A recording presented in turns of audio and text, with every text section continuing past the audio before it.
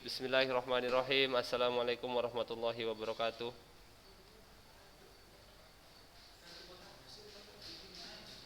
Alhamdulillahirabbil alamin wassalatu wassalamu ala Rasulillah wa ala ahli wa sahbihi wa man walah wala haula wala quwata illa billah. Amma ba'd.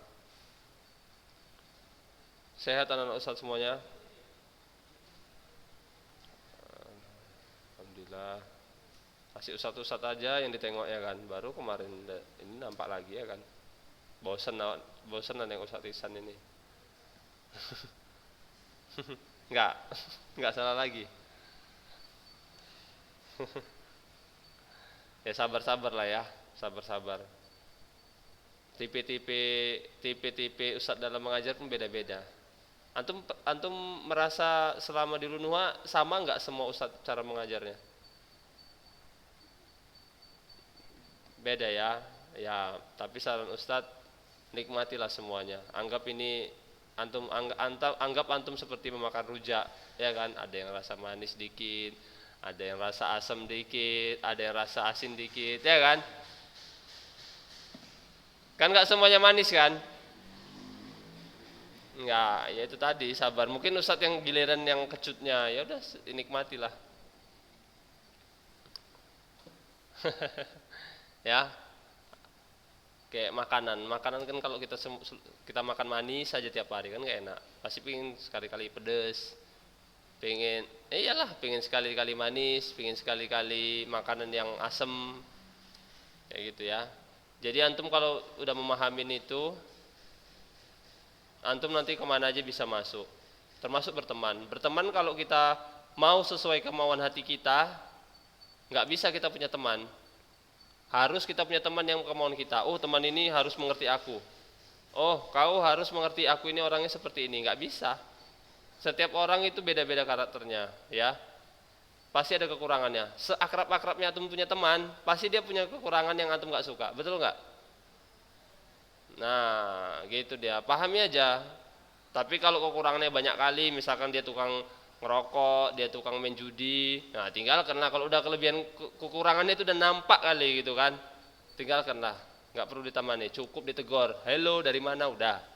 Nggak perlu lagi. Iya, cukup kita. Assalamualaikum, dari mana? Udah, tinggal. Ya. Tapi kalau teman itu hanya kekurangannya, misalkan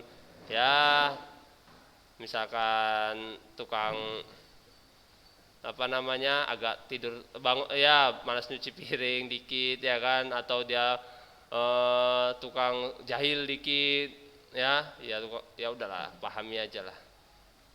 Termasuk ustadz ini yang di Lunua, pahami ya, pahami. Jangan ustadznya dipaksa untuk memahami kalian. Banyak kalian tuh ambil 1000 orang di Lunua ini ya muridnya. Kalau ustadznya memahami kalian semua sebanyak ini, kayak mana coba?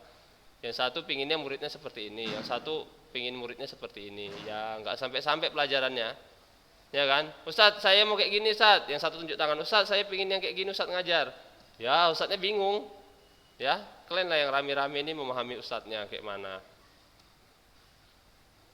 Nah, ya seperti itu ya. Di rumah kayak gitu kan. Di rumah lebih mana? Lebih sering memahami antum memahami orang tua, kemauan orang tua, apa orang tua memahami kemauan antum? Harus dua-dua ya. Harusnya dua-dua. Tapi lebih banyak mana sekarang? Lebih banyak mana yang dimauti kemauannya? Orang tua apa antum? Wih, kalau antum yang kemauannya dituruti, antum pasti udah minta mobil lah. Enggak lah. Hah? Nah, makanya itu. Tapi nggak mungkin kemauan antum dituruti orang tua kan? Enggak semua. Nah itu tadi, enggak semua ya. Enggak semua. Ya namanya orang tua. Antum nanti kalau punya anak pasti antum merasa antum orang tua. Antum kalau perintah antum enggak dituruti, antum marah lah. Antum capek-capek nyeboin dia, ya kan? Antum capek-capek gendong dia, tiba-tiba antum perintah anak antum enggak nurut, ya antum marah juga nanti. Ya. Sebel ya sama. Ya jengkel. Ya orang tua kita gitu juga. Kalau kita disuruh enggak mau, ya orang tua kita jengkel. Ya kan? Ya tapi kan nggak semua orang tua antum yakin Ustaz nggak otoriter. Pasti antum kalau nanti rajin kerja antum dibelikan hadiah, ya. Memaksa. Yakinlah, yakinlah orang tua menyuruh kita sesuai kemampuan kita. Nggak mungkin orang tua antum nyuruh antum manjat genteng, nggak mungkin. Misalkan genteng bocor, ya nggak mungkin kan? Pasti orang tua antum nyuruh yang wajar-wajar. Ya misalkan belajar, beli telur di warung, ya masih sanggup lah antum. Nah, beli jajan lagi. Nah, tapi kalau antum mungkin, kalau antum udah dewasa, udah SMA, mungkin antum disuruh manjat genteng kalau genteng bocor. Ini tolong tempelkan mungkin. Kalau udah SMA, ya udah besar, udah mampu antum itu. Tapi kalau SMP nggak mungkin. Orang tua pasti nyuruh kita yang masih batas kemampuan. Nggak mungkin antum disuruh malam-malam jam 12 malam disuruh misalkan beli sesuatu, nggak mungkin karena udah malam. Tapi kalau antum nanti udah misalkan udah dewasa, udah kuliah, mungkin antum disuruh jam 12 malam karena antum udah besar gitu kan, pasti orang tua percaya sama antum, aman di luar gitu kan. Nah, nggak ada itu. Nggak ada. Setan tuh ada, wallahi ya, setan ada, tapi kita kalau kita takut, makin takut nanti dia, makin berani dia. Ya, takut suruh apa ya, takut gitu. Nggak ada orang mati dicekek setan. Banyak nonton film horor antum. Nggak ada. Kalau ada dia apa sini gitu. Mau ngapain udah sini. Nggak bisa dia. Mana bisa dia ngapain kita?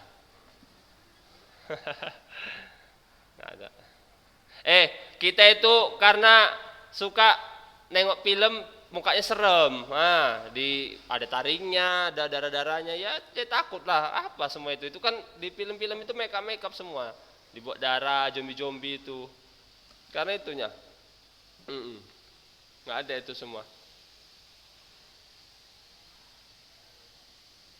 Ada, tapi kalau kita berani, dia nggak ada apa-apanya itu. Setan tuh kalau kita berani dia takut deh. Nggak apa, lebih mulia kita, lebih mulia.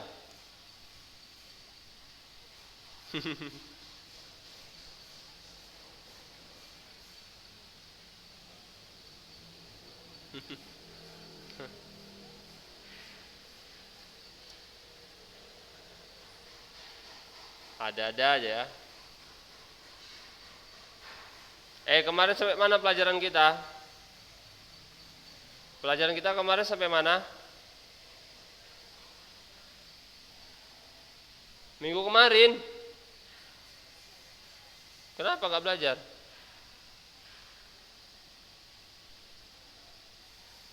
Oh iya ya. Oh nantilah sesi terakhir lah.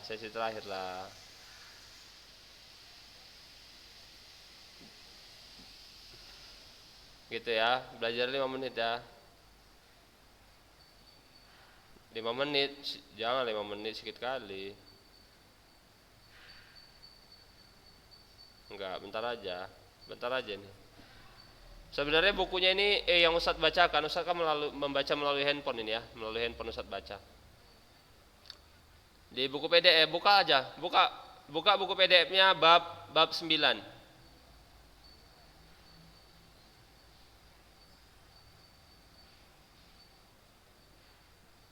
Bab 9 apa judulnya bab 9?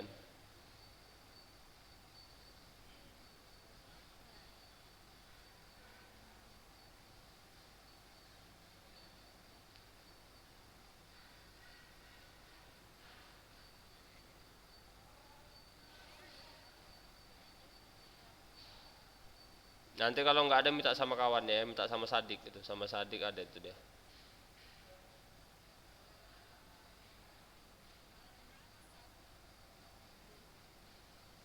Halaman bab 9, halaman 264.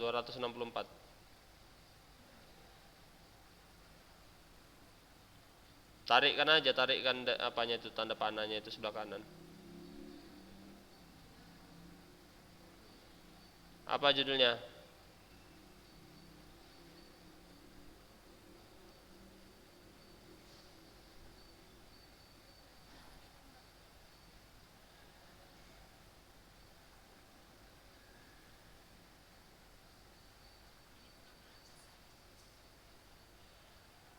Bab 9. Udah senam lantai, renang udah siap.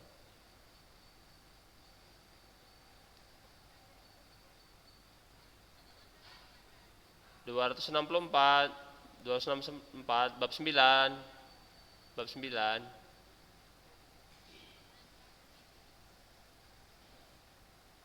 Halaman 264.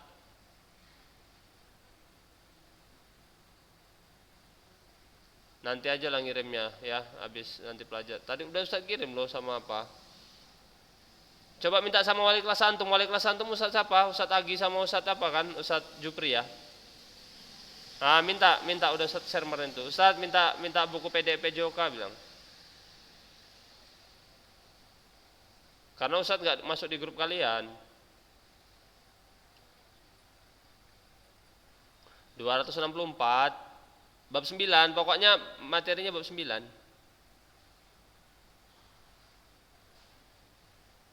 264 di halaman bukunya, bukan halaman slide-nya, halaman di bukunya itu yang tertera di bukunya. Iya, betul nih, 264, lihat nih halamannya 264. Nah. Udah? Udahlah, yang belum dapat cari ya. Nah, Ustaz bacakan dulu di sini. Ustaz matikan dulu suaranya ya. Nanti kalau ada tanya jawab baru Ustaz. Ya, Ustaz matikan dulu suara antum biar tenang. Pergaulan bebas. Pencegahan pergaulan bebas.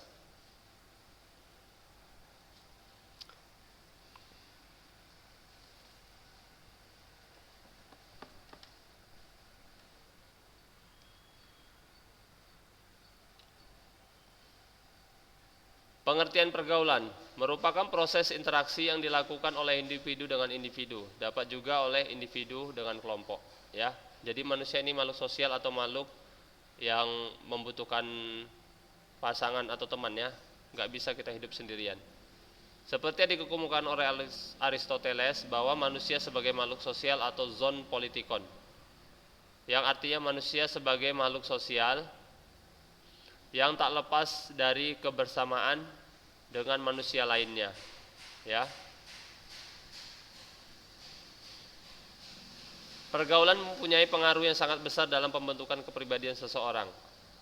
Pergaulan yang ia lakukan itu akan mencerminkan kepribadiannya, baik pergaulan yang positif maupun pergaulan yang negatif. Pergaulan yang positif itu dapat berupa kerjasama antara individu atau kelompok guna melakukan hal-hal yang positif. Sedangkan pergaulan yang negatif itu lebih mengarah ke pergaulan bebas. Hal itulah yang harus kita hindari, terutama bagi remaja yang masih mencari jati dirinya.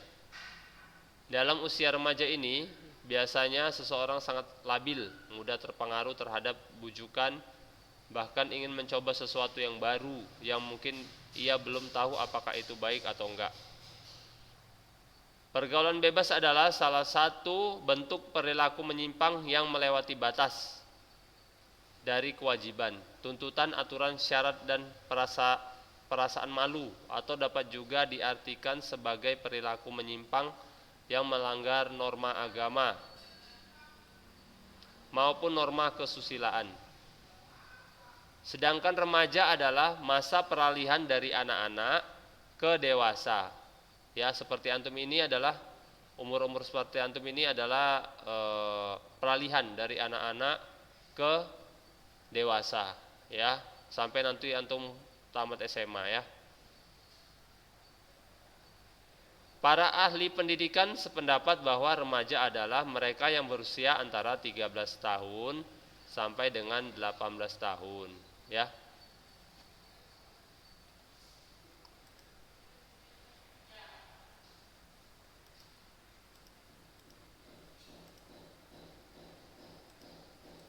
Umurnya Sadik Fikri berapa sekarang?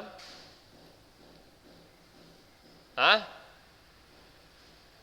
13. Nah, ya, yang sudah berumur 13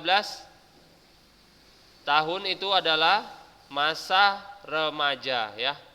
13 sampai 18 tahun itu masa remaja.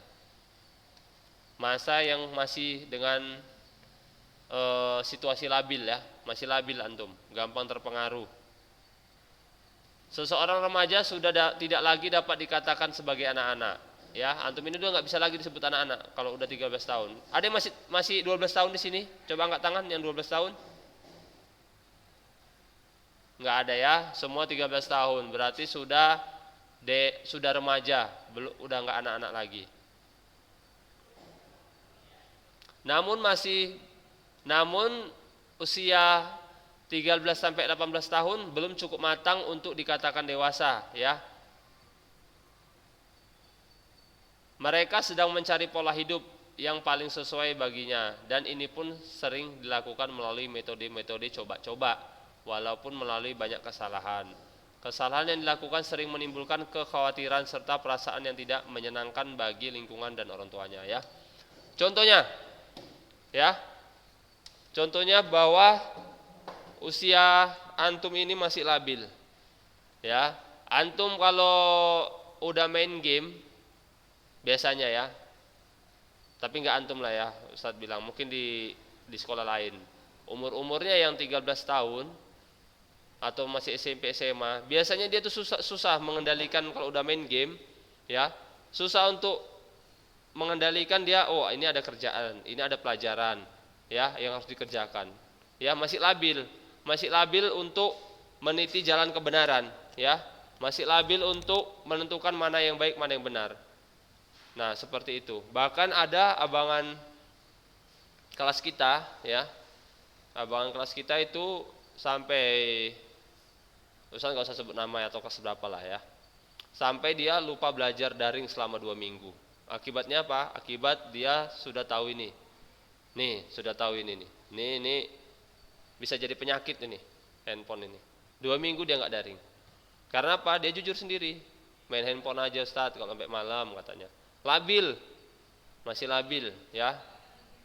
Maka dari itu antum, kalau orang tua antum cerewet sama antum, ya, syukur.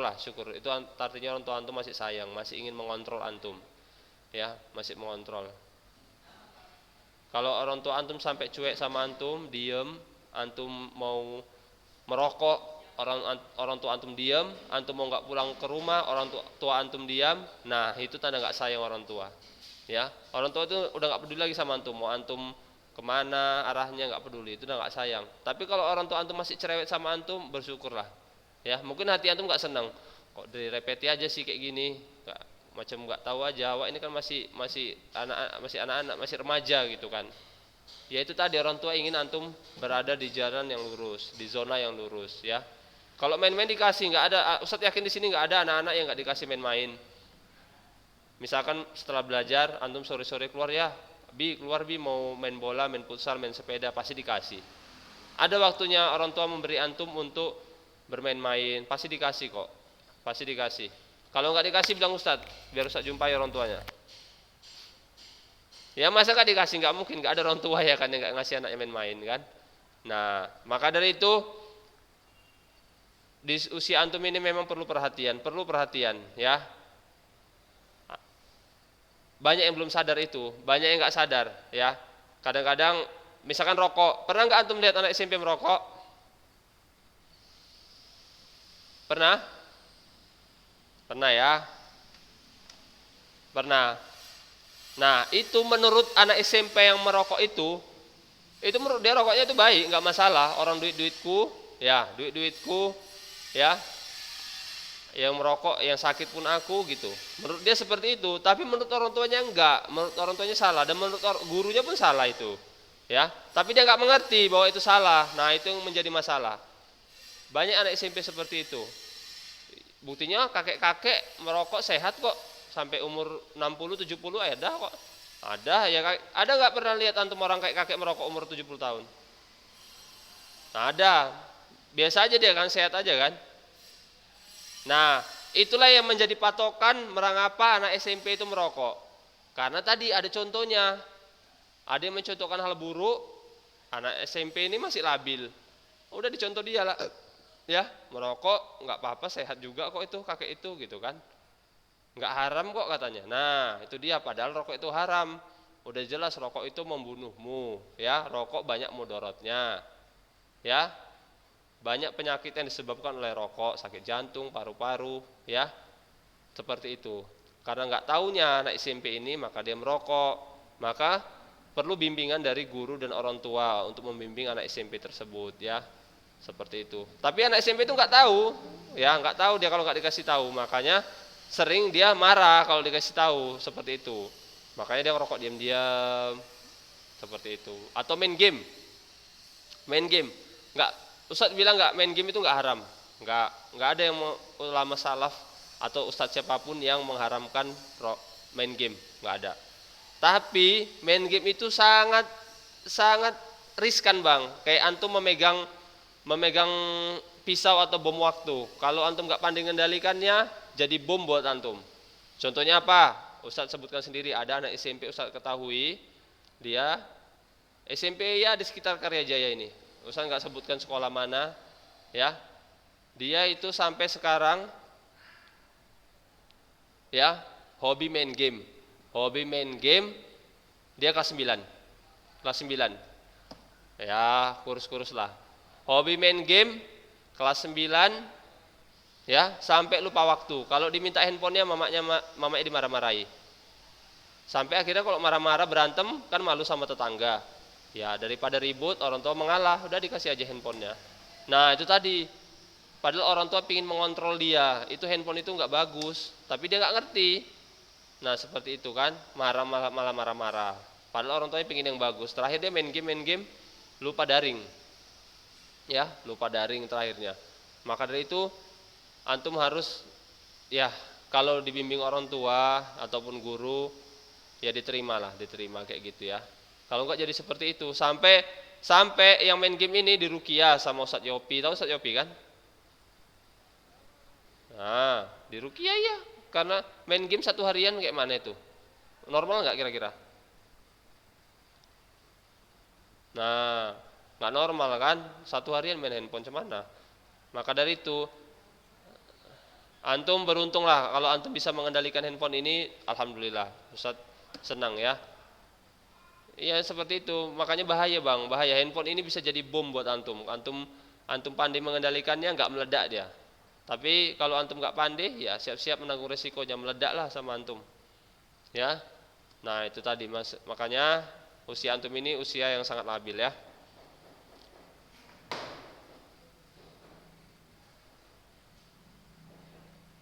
Kemudian ciri-ciri dari pergaulan bebas ya. Ciri-ciri pergaulan bebas. Yang pertama, menghamburkan harta untuk hasratnya. Nah, tadi itu menghamburkan harta contohnya merokok, kan? Untuk hasratnya aja itu, untuk nafsunya, untuk keren-kerenan. Padahal uang itu tidak ada manfaatnya sama dia, dibakar uang itu kan. Merokok. Yang kedua, balap-balapan, naik kereta, ya. Padahal bisa saja dia jatuh, bisa patah kakinya, uangnya lebih banyak keluar jadinya kan. Menghamburkan harta. Yang kemudian apalagi menghamburkan harta, bisa saja dia hobi ke warnet, main game sampai 1 harian, menghabiskan uang banyak ya. Nah, tuh ciri-ciri pergaulan bebas tuh. Pergaulan bebas jadi bukan hanya dia, maaf cakap ya, bukan hanya melakukan aktivitas pergaulan bebas misalkan seks bebas, bukan seperti itu aja, bukan. Pergaulan bebas pun menghamburkan uang, mabuk-mabukan, ya, poya-poya, main game, itu merupakan salah satu ciri pergaulan bebas. Nomor 2 ya, ciri-ciri pergaulan bebas, dengarkan dulu. Upaya mendapatkan harta dan uang dengan menghalalkan segala cara, termasuk dari jalan yang haram dan keji. Nah, misalkan antum berkawan sama tukang apa ya, Ustaz bilang lah, misalkan tukang begal, tukang mencuri, tukang rampok. Nah, itu merupakan pergaulan bebas, salah satu pergaulan bebas, tidak terkontrol. Ya. Kemudian antum main game kan bisa dapat duit juga dari situ kan? Nah, itu ciri-ciri pergaulan bebas tuh. Pergaulan yang tidak terkontrol, ya, pergaulan yang tidak baik. Itu ciri-ciri pergaulan bebas, mendapatkan uang dari hasil yang tidak halal. Nomor 3 ciri-cirinya, menimbulkan perilaku munafik dalam masyarakat, ya. Munafik, dia kalau sholat juga untuk menutupi kedoknya, ya. Di kampung Ustadz ada itu, dia kalau sholat pertama, kalau sholat Jumat untuk menutupi kedok, tapi ternyata bandar sabu, udah ketangkap bolak-balik. Tapi nggak ada malunya dia, namanya munafik, ya. Jadi ya, perilaku munafik, pura-pura baik. Gimana? Iya, sholat memang harus, tapi dia sholatnya niatnya untuk apa? Kalau niatnya untuk Allah nggak masalah, tapi kalau niatnya untuk menutupi kedok, dia sholat itu hanya untuk menutupi kedok aja, ya. Kedok-kedok menutupi jati dirinya bahwa dia itu sebenarnya buruk gitu kan. Nah itu tadi ya, menutupi kemunafikannya di masyarakat. Yang keempat, rasa ingin tahu yang besar. Ya, ini termasuk ya ada benarnya juga sebenarnya rasa ingin tahu yang besar. Kalau rasa ingin tahu yang besar terhadap ilmu yang positif nggak masalah. Tapi kalau rasa ingin tahu yang besar terhadap hal negatif, nah itu nggak bagus ya. Misalkan nengok artis, nah, artis siapa ini ya? Pengen tahu lah, searching lah, umur berapa ini ya? Cantik juga ya. Buka lagi searching lagi. Dia tradesur, terakhir tengok foto-fotonya. Nah seperti itu ingin tahu yang besar, yang ke arah negatif, ya seperti itu, nggak boleh. Tapi kalau ingin tahu rasa ingin tahu yang besar ke hal positif nggak masalah. Yang kelima, rasa ingin mencoba dan merasakan. Nah ini yang sangat riskan terhadap umur seusia kalian ya. Rasa ingin tahu, ya, atau ingin mencoba dan merasakan. Ingin mencoba dan merasakan, ya.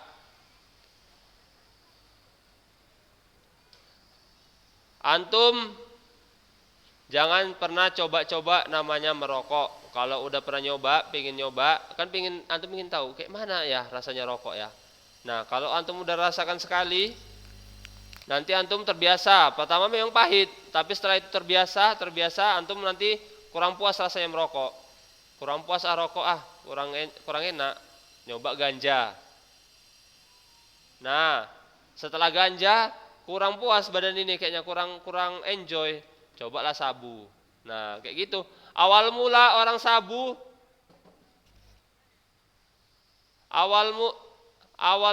orang memakai sabu itu pasti dia merokok, ya.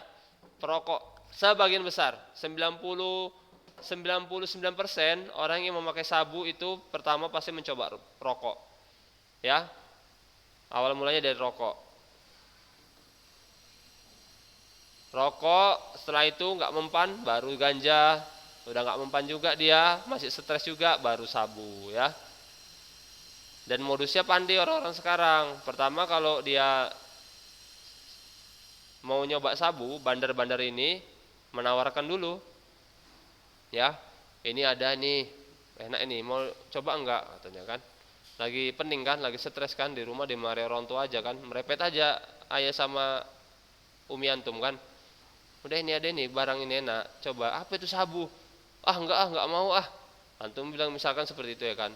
Enggak apa-apa, coba aja sedikit. Nah, kayak gitu kata bandarnya. Modus bandarnya, udah ini gratis lah samamu. Ya, besok pun gratis enggak apa-apa. Coba, enak juga ya. Kecanduan, ya kan? Setelah kecanduan minggu depannya masih gratis. Kayak gitu bandar sabu modusnya, masih gratis. Antum udah enak, terakhir antum kecanduan, minggu kedepannya nggak mungkin lah gratis lagi ya kan, bayar. Sementara antum udah kecanduan. Kalau udah kecanduan, antum akan melakukan apapun, ya, melakukan apapun untuk mendapatkan sabu itu, ya. Baik antum mau jual barang-barang punya orang tua, mau jual barang-barang punya antum, bahkan sampai antum membunuh, ya, itu akan dilakukan untuk mendapatkan sabu. Maka dari itu jangan dicoba-coba, ya, jangan coba-coba yang hal-hal negatif, jangan dicoba-coba, apalagi seusia antum, ya. Seusia antum ini ibarat sebatang pohon, Kalau lurus dia dari sekarang, luruslah dia nanti sampai tua.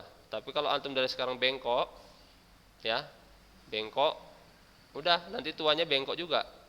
Susah luruskannya. Kalau udah bengkok, susah luruskannya, ya. Karena masih antum ini kan masa-masa masih gampang dibengkok-bengkokkan, masih gampang dibengkokkan ke kanan, dibelokkan ke kiri, ya. Tapi kalau antum dari sekarang lurus, insya Allah nanti tamat dari SMA, dah, insya Allah lurus terus, ya. Kan pohon seperti itu kan, Sadik Fikri kan? Mana Sadik Fikri nih? Betul nggak Sadik? Kalau pohon dari awal dia bengkok, dari muda, dibiari bengkok terus kan Sadik? Ya Sadik? Pernah lihat pohon di pinggir jalan, bengkok dia terus gini pohonnya, pernah lihat ya? Nah kayak gitu. Contohnya aja lah, antum lihat di sekitar lingkungan rumah antum, kalau ada orang tua kayak kakek malah sholat, ya malah sholat dia nih, nggak pernah sholat, sholatnya cuma Idul Fitri aja, itu pun kalau dia sampai meninggal nggak sholat ke masjid, dia jenazahnya sholat waktu dia sudah meninggal disolatkan, pernah lihat nggak? Pernah ya, sering, mungkin sering antum lihat seperti itu. Dia sholatnya hanya ketika sudah meninggal disolatkan. Nah itu tadi bengkok dari awal, dia dari awal dulu memang udah malas sholat, terakhir sampai udah tua pun malas sholat dia. Nah maka dari sekarang diluruskan lah ya, diluruskan. Jikra rajin, masya Allah Jikra ini. Ya, waktu kita udah habis ya, sampai di sini aja ya. Afwan, nggak sempat kita.